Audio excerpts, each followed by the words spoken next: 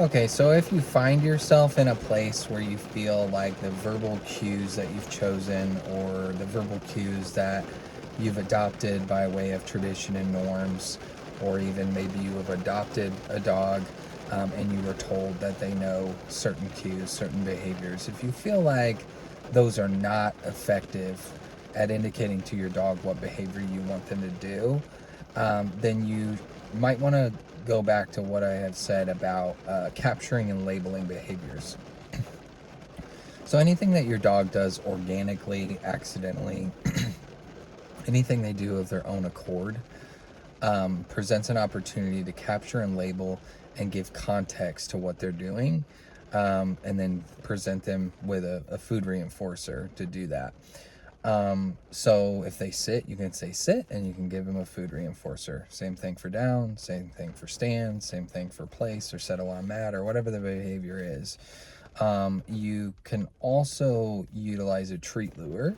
So we've talked about this before, but if you want them to sit, you would take a treat and then lure it over the top of their head, and you would say sit, and you would lure it over the top of their head, and when they sit down and their butt hits the ground, you would give them that food reinforcer.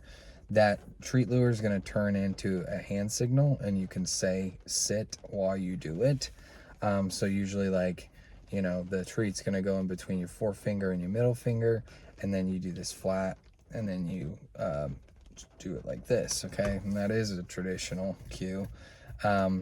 So for down, same thing, middle forefinger, and you do nose to toes generally. Some dogs are a little bit different where you have to like arc it like under toward their belly, or maybe even like around sometimes. We can do an actual visualization on this sometime.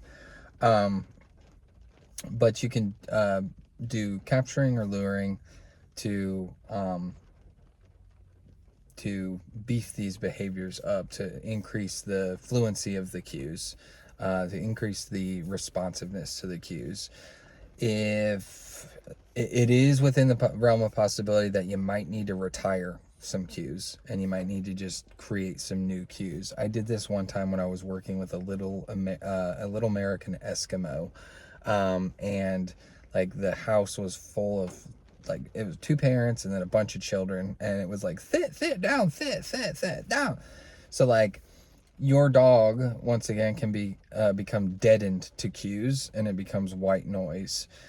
So I had to retire sit and down in that family, in that household, and I made sit butt and down belly. So sometimes you got to just like start from scratch. So those are some thoughts on that, and thanks for watching.